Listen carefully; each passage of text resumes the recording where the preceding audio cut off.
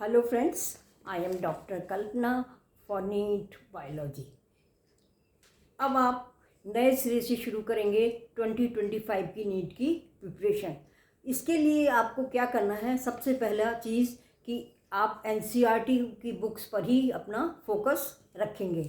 और ये आपको एक तो एनसीईआरटी की बुक्स लेनी है नई एडिशन, और यदि आपके पास पुरानी एडिशन है तो उसमें 3-3 चैप्टर्स कट गए हैं, वो आप उसमें नोट कर लें।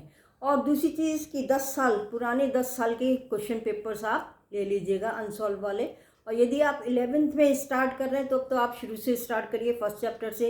यदि 12th में है तो भी आप 12th की फर्स्ट से चैप्टर से स्टार्ट करिए, और 11th का कोई भी जो टॉपिक आपको अच्छा लगता हो या इंटरेस्ट लगता हो चैप्टर, उसको रिवाइज करते रहें। तो 12th के साथ साथ 11th का भी चैप्टर आप रिवाइज करें। और यदि आप 12th पास कर चुके हैं तब तो आपको मालूम ही होगा कौन सा आपका टॉपिक इंटरेस्ट का है या कौन सा डिफ़िकल्ट है।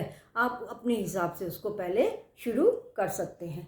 तो यदि आप 2024 में अपियर हो चुके हैं तब तो आपको बिल्कुल क्लियर होगा कि आपके किस टॉपिक में आप वीक रह गए, किसके आपको आंसर नहीं दे पाए, तो आप उसी को पहले पढ़ाई करिए पहले। और जो भी चीज़ पढ़ते हैं आप, जो भी लेसन पढ़ रहे हैं, उसमें नोट जरूर करते चलिए। एक कॉपी पेंसिल पेन रखिए, और जो भी लाइन आपको लग रही है कि हाँ ये मुझे याद होनी चाहिए, उसको आप लिख लें, वहाँ शॉर्ट में लिख लें। उससे दो फायदे होंगे, एक तो आपको वो हमेशा याद रहेगा, और दूसरी चीज़ एग्ज़ाम की टाइम जब आप रिवाइज़ करना चाहोगे तो आपको केवल वही पढ़ के काम चल जाएगा। और यदि आपको एनसीईआरटी के बाहर कोई चीज़ ऐसी लगती है जो इसमें मुझे आनी चाहिए, तो वो आप कहीं और नोट ना करके एनसीईआरटी की बुक में उसी टॉपिक से रिलेटेड में आप वहाँ पर नोट कर लें, तो आपका सारा मटेरियल जो है वो एक ही बुक में हो जाएगा। और एक दिन में बहुत ज़्यादा नहीं पढ़ाई करें, और अपने मन को शांत रखें, बिल्कुल टेंशन बिना लिए हुए, और टाइम फिक्स कर लें किस सब्जेक्ट को कब पढ़ेंगी। जैसे फिजिक्स, केमिस्ट्री, बायोलॉजी है, सुबह कौन सा पढ़ेंगी, दोपहर में कौन सा पढ़ेंगे, और शाम को कौन सा पढ़ेंगे।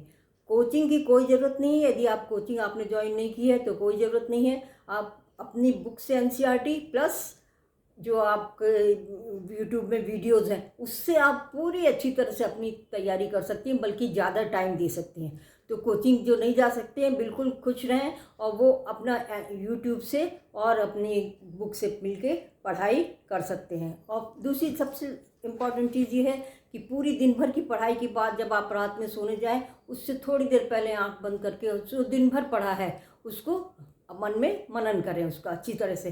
तो आपको ही पता लगेगा कौन सी चीज़ आप भूल गए हो। जो आप भूल गए हो उसे आप सुबह उठते ही तुरंत रिवाइज कर लें। तो इस तरह से आपकी साल भर में बहुत अच्छी तरह से जो है वो तैयारी हो जाएगी।